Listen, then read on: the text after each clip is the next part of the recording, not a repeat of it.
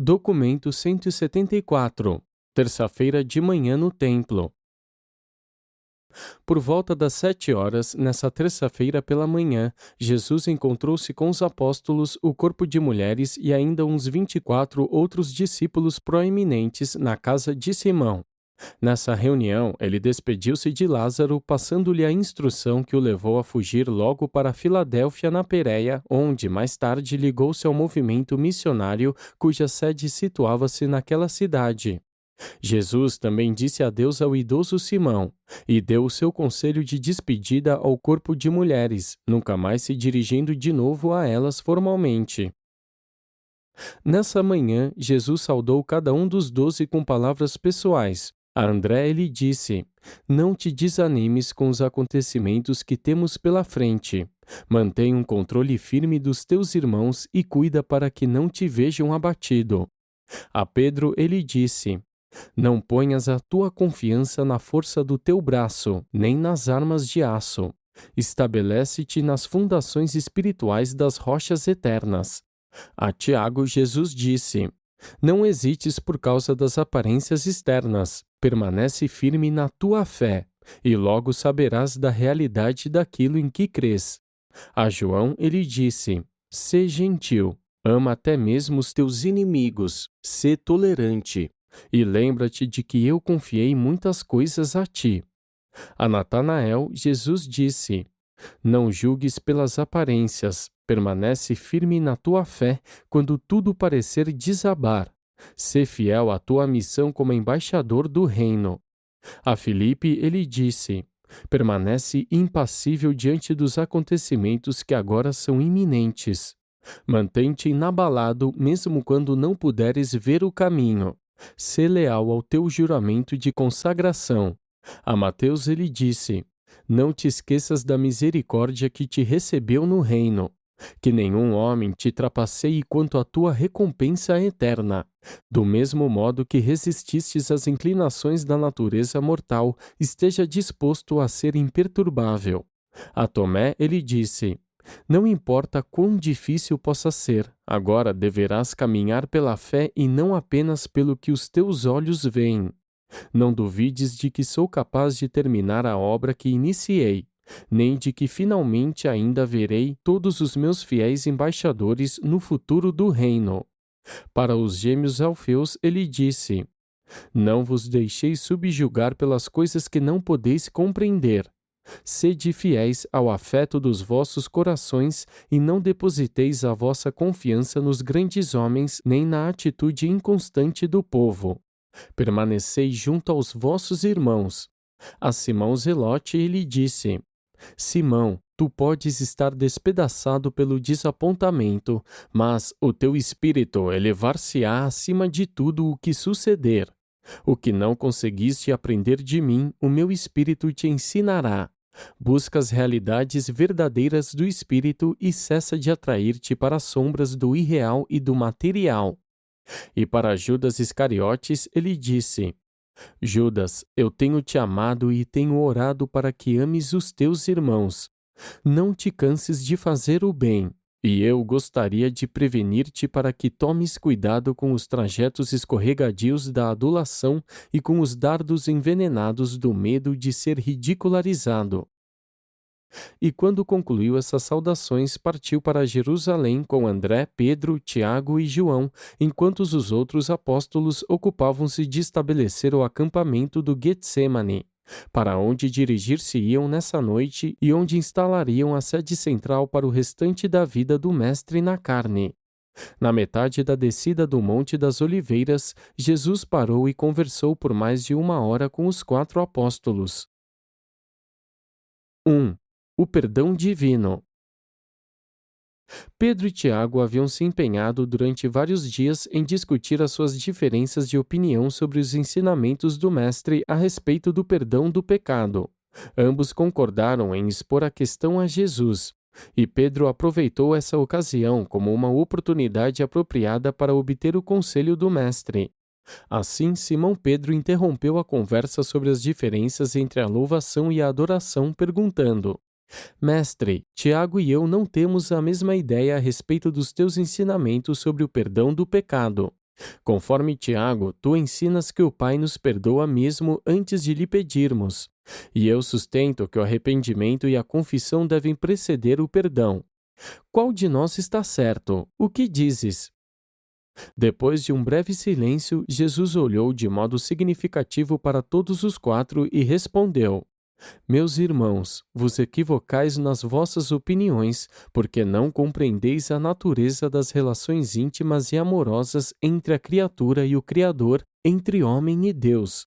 Não captastes a simpática compaixão que o sábio pai nutre pelo seu filho imaturo e mesmo algumas vezes equivocado. De fato, é questionável que pais inteligentes e afetuosos sejam algum dia chamados a perdoar a um filho normal comum.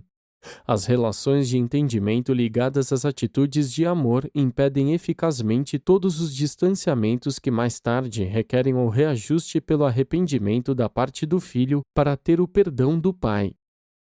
Uma parte de todo pai vive no filho. O pai desfruta de prioridade e superioridade na compreensão em todas as questões ligadas à relação filho-pai.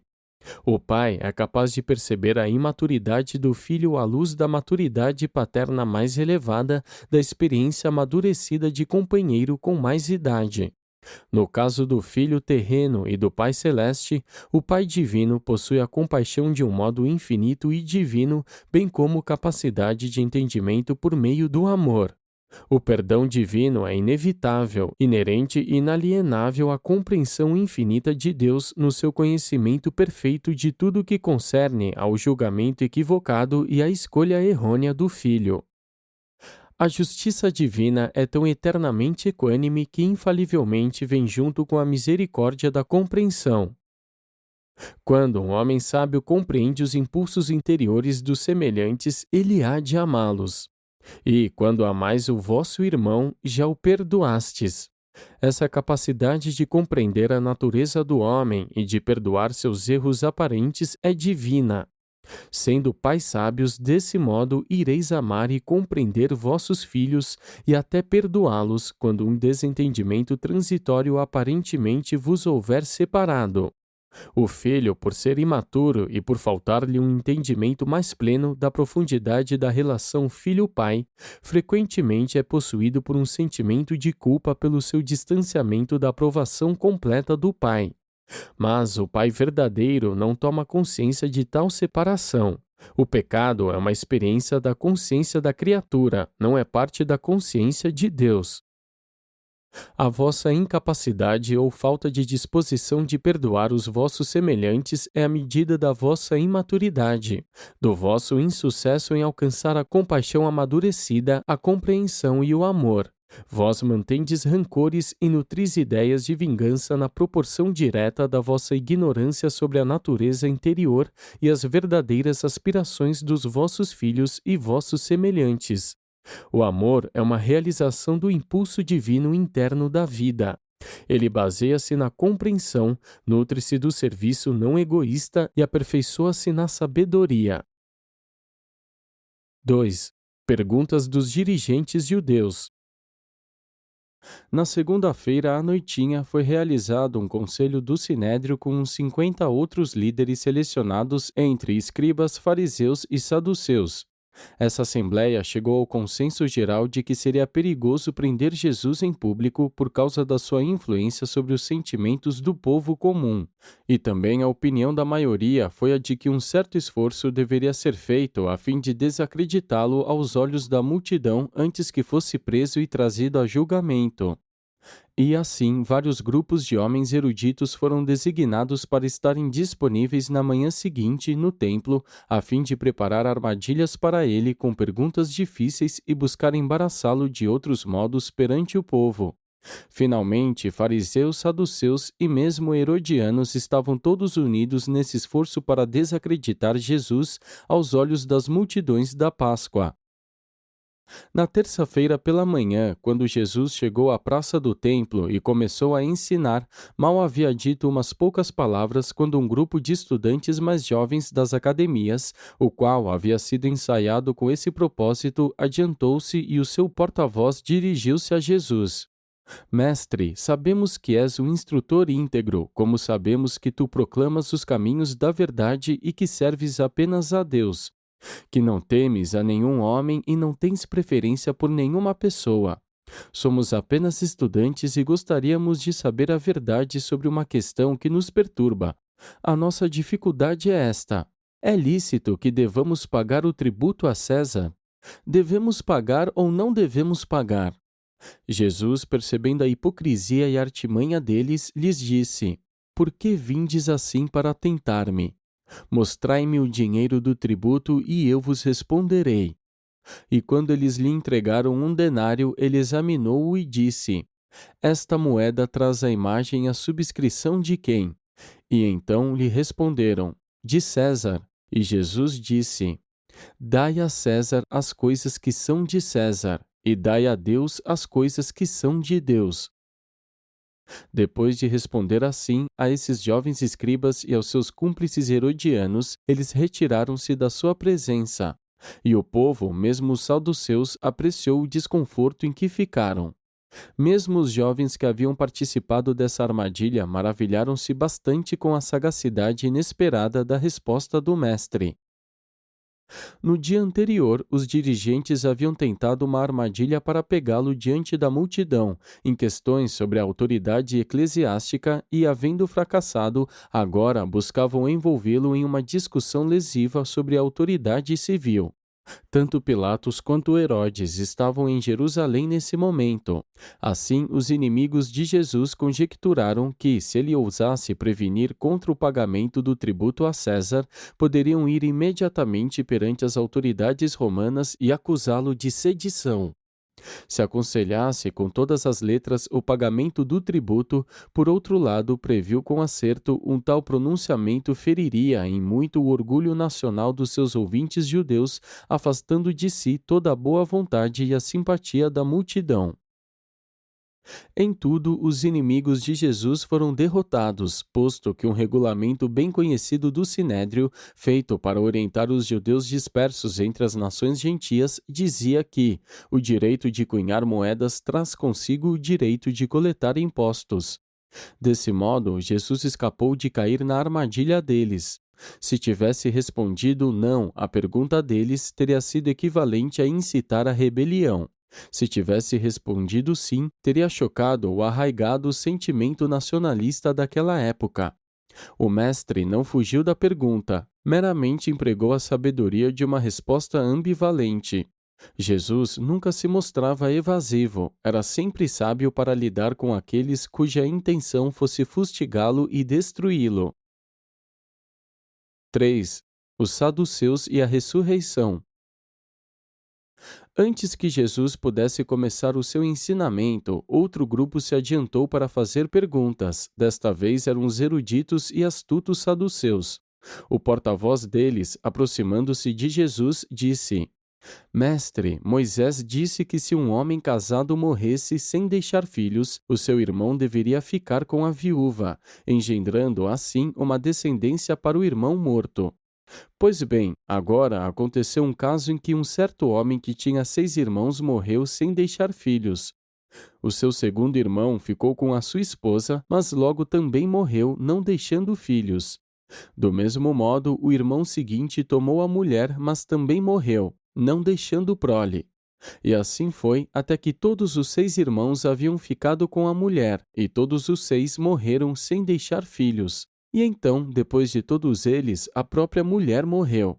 Agora, o que gostaríamos de perguntar é o seguinte: na ressurreição, ela será esposa de quem, já que todos os 7 irmãos a tiveram? Jesus sabia, e também o povo, que esses saduceus não estavam sendo sinceros ao fazer essa pergunta, porque não era provável que um tal caso realmente ocorresse. Além do que, essa prática dos irmãos de um homem morto na busca de dar-lhe filhos era praticamente uma letra morta entre os judeus. Jesus, entretanto, condescendeu em responder à pergunta maliciosa deles. Ele disse: Todos vós vos enganais ao fazer tal pergunta, porque não conheceis nem as Escrituras, nem o poder vivo de Deus. Sabeis que os filhos deste mundo podem casar e ser dados em matrimônio, Mas não pareceis compreender que aqueles que são considerados dignos de alcançar os mundos que estão por vir, depois de passarem pela ressurreição dos justos, nem se casam nem são dados em matrimônio. Aqueles que experimentam a ressurreição dos mortos são mais como os anjos do céu e nunca morrem. Esses ressuscitados são eternamente filhos de Deus. Eles são filhos da luz ressuscitados para progredirem na vida eterna. E até mesmo o vosso pai Moisés compreendeu isso, pois, em relação às suas experiências com o ramo em chamas, ele ouviu o pai dizer: Eu sou o Deus de Abraão, o Deus de Isaque e o Deus de Jacó. E assim, junto com Moisés, eu declaro que o meu pai não é o Deus dos mortos, mas dos vivos. Nele todos vós viveis, reproduzis e possuís a vossa existência mortal. Quando Jesus acabou de responder a essas questões, os saduceus retiraram-se e alguns dos fariseus tanto esqueceram de si que exclamaram: é verdade, mestre, respondeste bem a esses saduceus descrentes. Os saduceus não ousaram fazer-lhe mais perguntas e a gente comum ficou maravilhada com a sabedoria do ensinamento de Jesus. No seu encontro com os saduceus, Jesus apenas recorreu a Moisés porque essa seita político-religiosa só reconhecia a validade de 5 dos chamados livros de Moisés. Eles não aceitavam que os ensinamentos dos profetas fossem admissíveis como base dos dogmas da doutrina. O mestre, na sua resposta, embora afirmasse positivamente o fato da sobrevivência das criaturas mortais por meio da técnica da ressurreição, não aprovou em nenhum sentido as crenças farisaicas na ressurreição literal do corpo humano. O ponto que Jesus desejou enfatizar foi o de o Pai haver dito: Eu sou o Deus de Abraão, de Isaque e de Jacó, e não eu fui o Deus deles.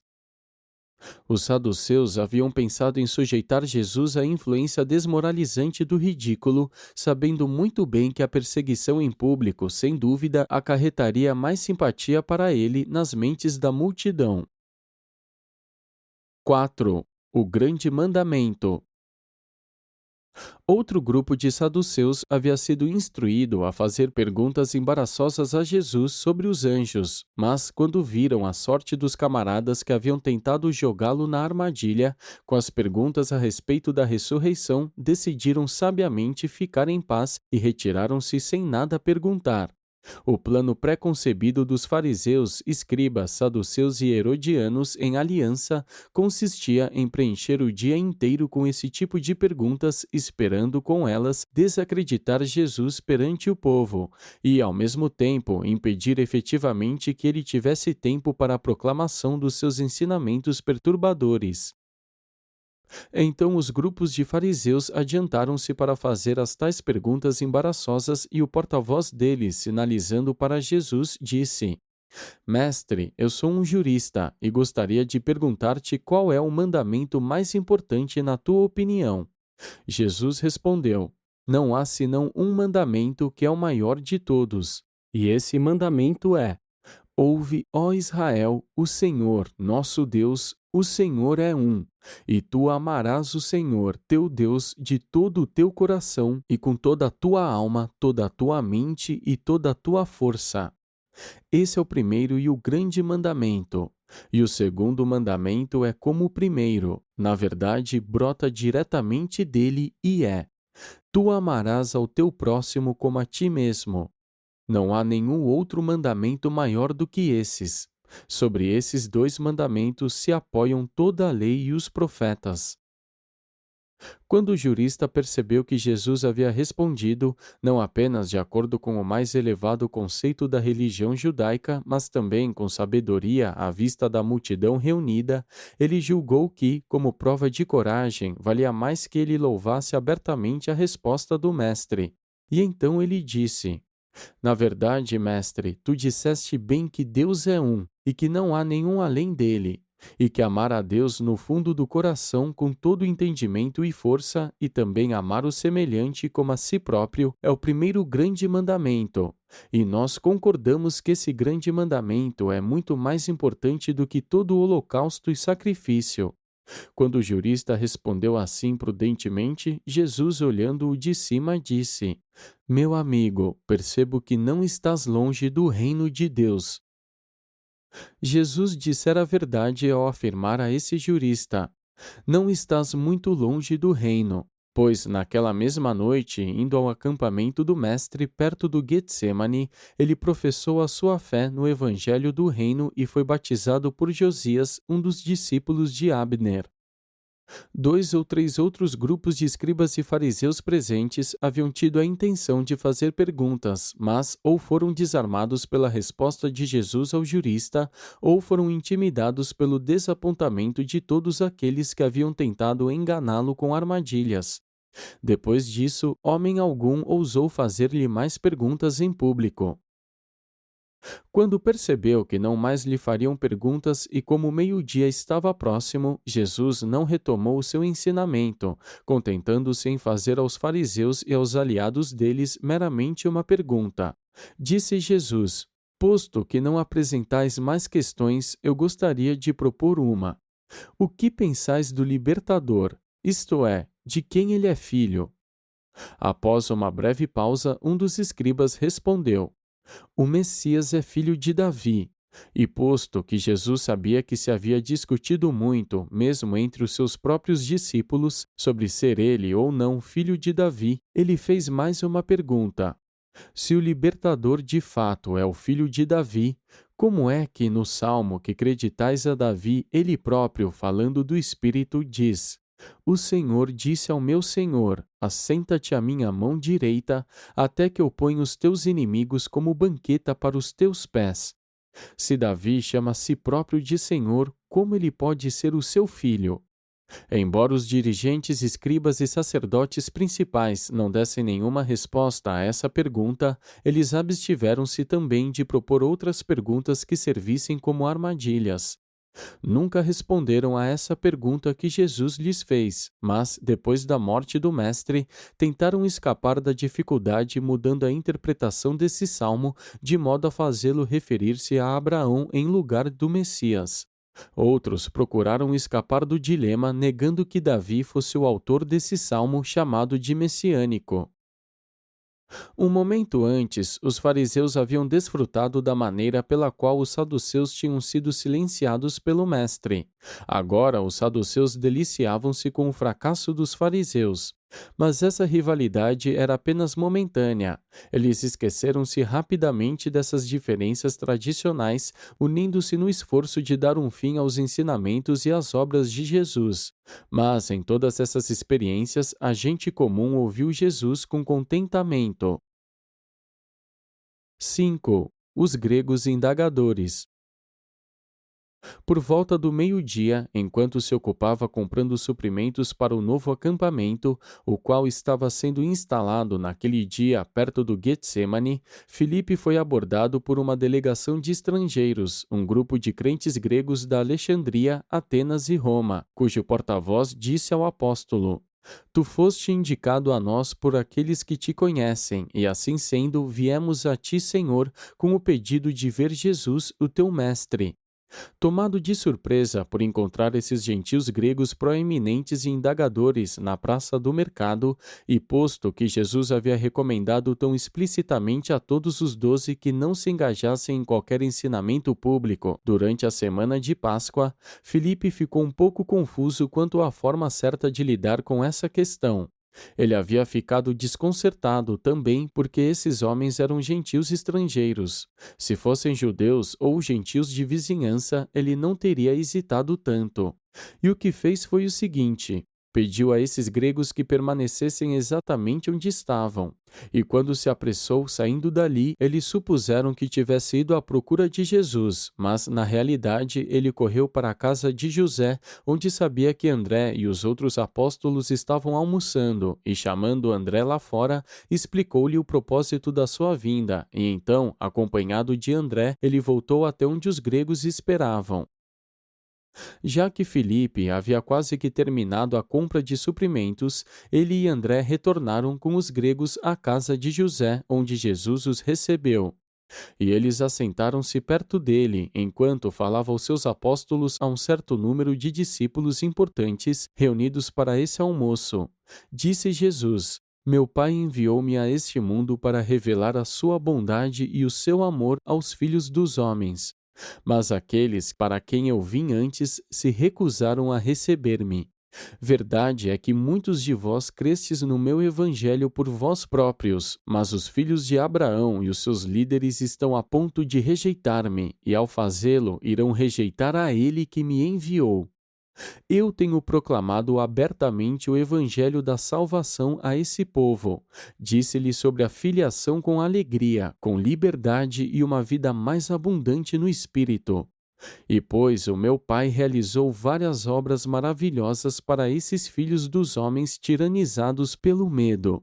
Mas o profeta Isaías referiu-se verdadeiramente a esse povo quando escreveu: Senhor, quem acreditou nos seus ensinamentos? E a quem o Senhor foi revelado? De fato, os líderes do meu povo cegaram deliberadamente os próprios olhos para não verem, e endureceram os próprios corações para não acreditarem e assim não puderam ser salvos.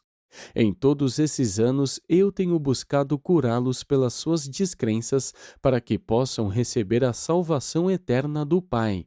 Sei que nem todos falharam para comigo. Alguns de vós de fato crestes na minha mensagem. Nesta sala agora estão os 20 homens que antes foram membros do Sinédrio ou altos membros nos conselhos da nação. Mesmo que alguns de vós ainda evitais a confissão aberta da verdade, para que não vos expulsem da sinagoga. Alguns de vós sois tentados a amar a glória dos homens mais do que a glória de Deus. Mas me vejo obrigado a mostrar paciência para convosco, pois temo pela segurança e lealdade, até mesmo de alguns daqueles que estiveram por tanto tempo perto de mim, e que viveram tão próximos e ao meu lado. Nesta sala de banquete percebo estarem reunidos judeus e gentios em números quase iguais, e eu gostaria de dirigir-me a vós como o primeiro e o último dos grupos aos quais eu posso instruir nos assuntos do reino, antes de ir para o meu Pai. Esses gregos haviam fielmente ouvido os ensinamentos de Jesus no templo. Na segunda-feira à noite, eles tiveram uma conversa na casa de Nicodemos, que perdurou até o amanhecer do dia, e levou 30 deles a escolherem entrar no reino. Enquanto encontrava-se diante deles, nesse exato momento, Jesus pôde perceber o fim de uma dispensação e o começo de outra. Voltando a sua atenção para os gregos, o mestre disse: Aquele que crê neste evangelho não crê meramente em mim, mas naquele que me enviou. Quando olhais para mim, vedes não apenas o Filho do Homem, mas também aquele que me enviou. Eu sou a luz do mundo, e quem crer no meu ensinamento não mais permanecerá na escuridão. Se vós, gentios, ouvirdes a mim, recebereis as palavras da vida e entrareis imediatamente na liberdade jubilosa da verdade da filiação a Deus. Se os meus semelhantes e compatriotas judeus escolherem rejeitar-me e recusar os meus ensinamentos, eu não os julgarei, pois não vim para julgar o mundo, mas para oferecer-lhe a salvação. Aqueles que rejeitarem a mim e se recusarem a receber o meu ensinamento, entretanto, serão, na época devida, levados a julgamento pelo meu Pai e por aqueles que ele houver apontado para julgar os que rejeitam a dádiva da misericórdia e as verdades da salvação. Lembrai-vos todos vós de que não falo por mim, mas declarei fielmente a vós o que o Pai mandou que eu revelasse aos filhos dos homens.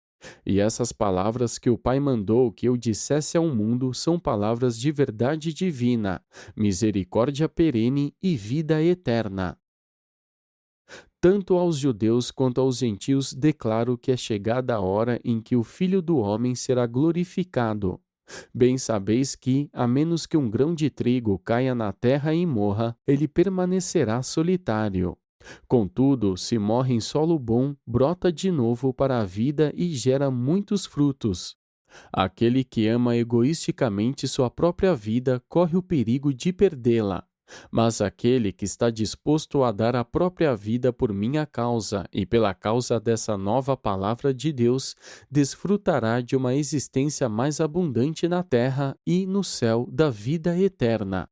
Se me seguirdes verdadeiramente, mesmo depois que eu tiver ido para meu Pai, tornar-vos-eis meus discípulos e servidores sinceros dos vossos semelhantes mortais. Sei que se aproxima a minha hora e estou inquieto. Percebo que o meu povo está determinado a desprezar o reino. Mas rejubilo-me de receber esses gentios buscadores da verdade que vieram aqui hoje perguntando sobre o caminho da luz. O meu coração dói, entretanto, pelo meu povo, e a minha alma está angustiada pelo que me espera. O que posso dizer quando olho à frente e vejo o que está para suceder a mim? Devo dizer: Pai, salva-me dessa hora terrível? Não! Com esse mesmo propósito eu vim ao mundo, e até mesmo cheguei a esta hora. Devo antes falar e orar para que vos unais a mim. Pai, glorificado seja o vosso nome, seja feita a vossa vontade. Quando Jesus disse isso, o ajustador personalizado residente nele antes mesmo da época do seu batismo apareceu à sua frente, e Jesus fez bem perceptivelmente uma pausa, enquanto esse espírito, agora mais poderoso, representando o Pai, dirigiu-se a Jesus de Nazaré, dizendo: Por muitas vezes eu glorifiquei o meu nome nas tuas outorgas, e o glorificarei uma vez mais. Conquanto os judeus e os gentios ali reunidos não ouvissem nenhuma voz, eles não puderam deixar de perceber que o mestre havia feito uma pausa na sua fala enquanto uma mensagem vinha até ele, de alguma fonte supra-humana. Cada um dos homens disse àquele que estava ao seu lado: um anjo falou com ele. Então Jesus continuou a explicar: Tudo isso aconteceu não por minha causa, mas pela vossa. Eu sei com toda certeza que o Pai irá receber-me e aceitar a minha missão em vosso favor, mas é necessário que sejais encorajados e preparados para a prova de fogo que vos espera. Deixai-me assegurar-vos de que a vitória finalmente irá coroar os nossos esforços unidos de iluminar e liberar a humanidade. A velha ordem está levando-se a julgamento. Eu derrubei o príncipe deste mundo, e todos os homens tornar-se-ão livres pela luz do Espírito que verterei sobre toda a carne, depois que eu tiver ascendido ao meu Pai no céu. E agora declaro-vos que, se eu for elevado na terra e nas vossas vidas, atrairei todos os homens para mim e para a fraternidade do meu Pai. Haveis acreditado que o Libertador iria residir para sempre na terra. Mas eu declaro que o Filho do Homem será rejeitado pelos homens e retornará para o Pai. Por pouco tempo mais permanecerei convosco. Apenas por pouco tempo a luz da vida estará com essa geração cheia de trevas. Caminhai enquanto ainda tendes essa luz, para que a escuridão e a confusão vindouras não vos colha de surpresa. Aquele que caminha na escuridão não sabe para onde vai. Mas se vós escolherdes caminhar na luz, tornar-vos-eis de fato filhos libertados de Deus. E agora, vinde todos vós comigo para irmos de volta ao templo e para que eu diga palavras de adeus aos principais sacerdotes, escribas, fariseus, saduceus, herodianos e aos dirigentes ignorantes de Israel. Tendo assim falado, Jesus conduziu a todos pelas ruas estreitas de Jerusalém de volta ao templo. Haviam acabado de ouvir o mestre dizer que deveria ser esse o seu discurso de despedida no templo, e eles o seguiram em silêncio e meditando profundamente.